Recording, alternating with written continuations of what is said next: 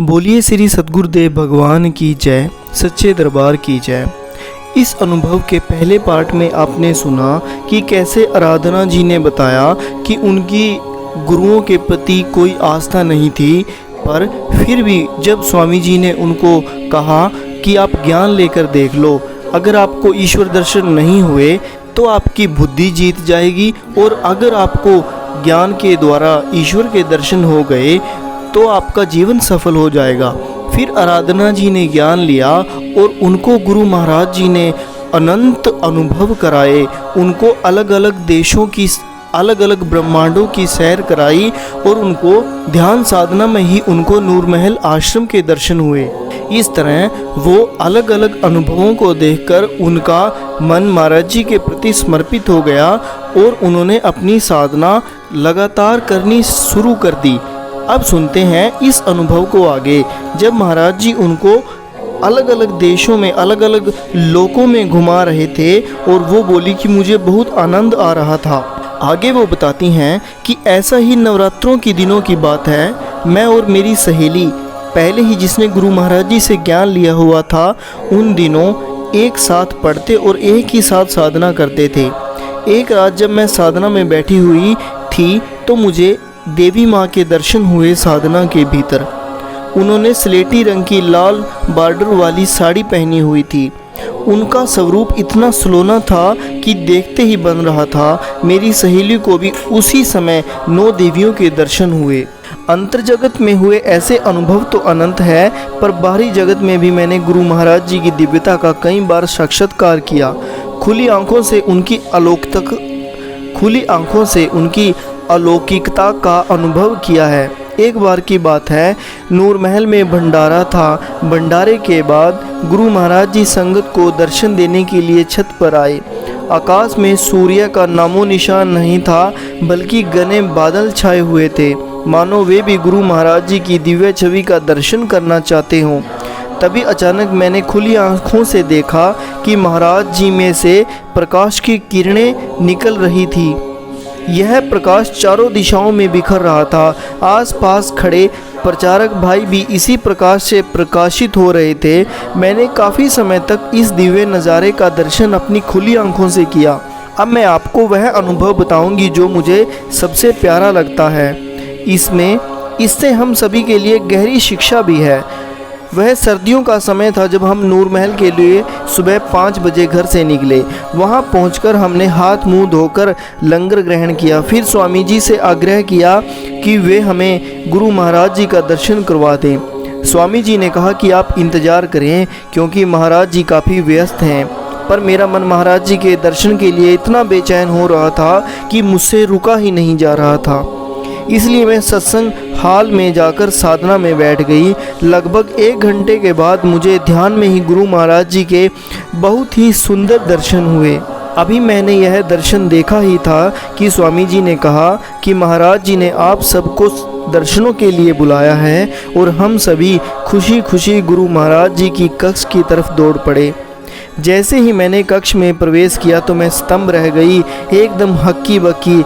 कुछ ही सेकंड तक तो गेट पर ही खड़ी रही, क्योंकि मेरे सामने हूबहू वही दृश्य था जो अभी अभी मैंने अंतर जगत में साधना के भीतर देखा था। गुरु महाराज जी उस कक्ष में एक कोने में रखे सिंहासन पर ही बैठे थे और उन्होंने केसरिया रंग का चोला पहना हुआ था। जब मैंने आगे बढ़कर गुरु महाराज जी के श्री चरणों में प्रणाम किया तो उनके चेहरे पर मुस्कान देखने लायक थी। तो गुरु महाराज जी हमें देखकर मंद मंद मुस्कुरा रहे थे। रहस्यमयी मुस्कान थी ये गुरुदेव की। उनकी इस मुस्कान में एक बहुत बड़ा गहरा संदेश था, जिसे मेरी आत्मा को समझते देर ना लगी। गुरु महाराज जी ने समझा दिया कि उनका जो शिष्य निरंतर साधना करता है, उनके लिए महाराज जी दूर नहीं है। महाराज जी खुद आकर उसे उसके अंतःकरण में दर्शन देते हैं। बाहर से बेशक किसी शिष्य की पहुंच उन तक हो चाहे ना हो, पर भीतर से वे हर एक से जुड़े हैं, हर एक को अपना दिव्य दर्शन और सानिध्य देते हैं।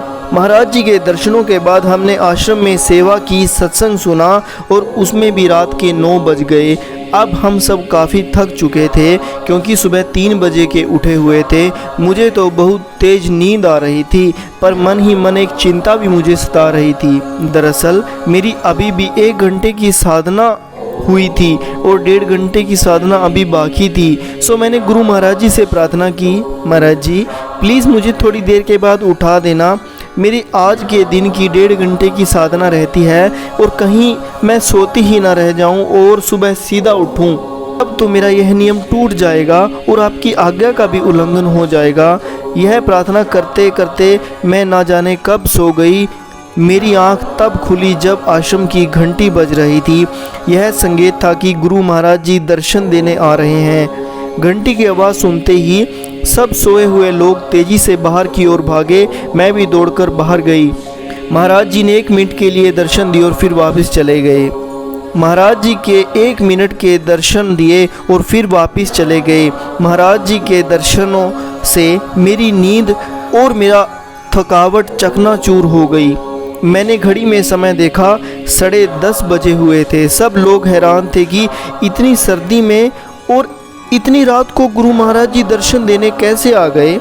पर मुझे इसका उत्तर पता था क्योंकि मैंने फ़ौरन अंदर जाकर हॉल में मैं साधना में बैठ गई।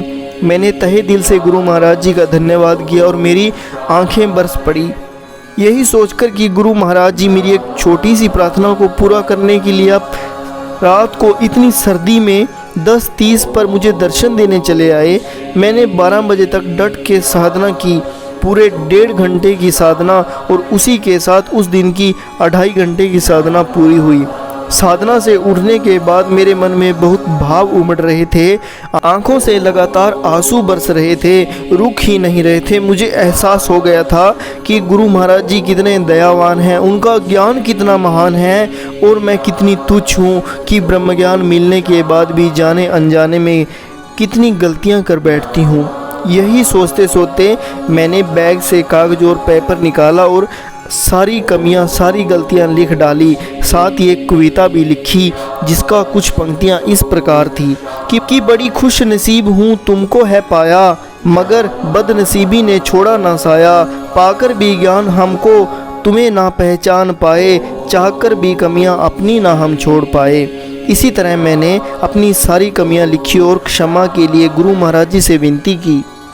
यह चिट्ठी मैंने एक प्रचारक दीदी को महाराज जी को देने के लिए दी और अगली सुबह जब हम घर के लिए रवाना हो रहे थे, घर पहुंचकर जब मैं साधना में बैठी तो बैठते ही ध्यान लग गया। अचानक ऐसा हुआ कि जैसे ज़मीन से मैं थोड़ा ऊपर उठ गई हूँ। फिर अचानक अनुभव में ही मैं बहुत तेज़ी से भागने लगी और भागते भागते महाराज जी के कक्ष में पहुँच गई। महाराज जी अपने सिंहासन पर बैठे मंद मंद मुस्कुरा रहे थे। मैं उनके श्री चरणों में सर रखकर खूब रोई। महाराज जी ने बड़ी ममता से मेरे सर पर हाथ फेरा और फिर बोले, तू रोती क्यों है? मैंने कहा, महाराज जी मैं बहुत बुरी हूँ। महाराज जी बोले, ना तू बिल्कुल बुरी नहीं है, बहुत अच्छी बच्ची है तू, जो इस ज्ञान को पा लेता है फिर दृढ़ता से ध्यान, साधना और सेवा करता है, उसकी तो एक एक करके सारी कमियां खत्म हो जाती हैं। वह पावन निर्मल कुंदन जैसा हो जाता है। तुझे भी तो यही महान ज्ञान मिला है और तू खूब डटकर साधना सेवा भी करती है। जीवन को सफल करना है हमें साधना और सेवा करके। इतना कहकर गुरु महाराज जी ने बड़ी ममता और करुणा से मेरी ओर देखा और फिर वे अंतर ध्यान हो गए। जब मैं साधना से उठी तब भी मुझे अपने सर पर गुरु महाराज जी का वो हाथ महसूस हो रहा था और हर बार की तरह इस बार भी उन्होंने मुझे अपनी अपार ममता लुटाई थी। अब तो बस मन से यही भाव उठता है कि सतगुरु दा प्यार मिलदा है नसीबां वालियां नूं, दुनिया विच नहीं इसदा बाजार हुंदा। ਇਹ रिश्ता है रब दियां रहमतां दा, हर रिश्ता नहीं है वफादार हुंदा। उस घर तो चंगा शमशान हुंदा जिथे सतगुर दा नहीं सत्कार हुंदा, जन्मां जन्मां तक नहीं लै हुंदा। शिष्य गुरु दा इन्ना कर्जदार हुंदा। करनी सिख लो लोको कदर सतगुरु दी, सतगुरु दे चरणा तो ही रब दा दीदार हुंदा।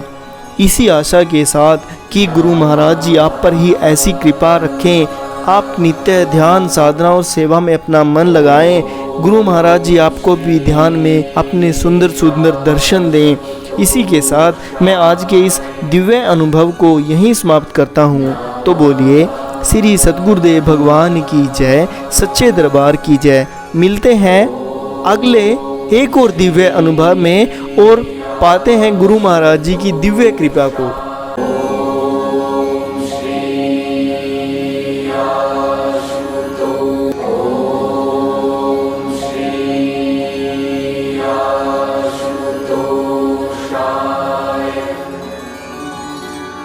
Namaste.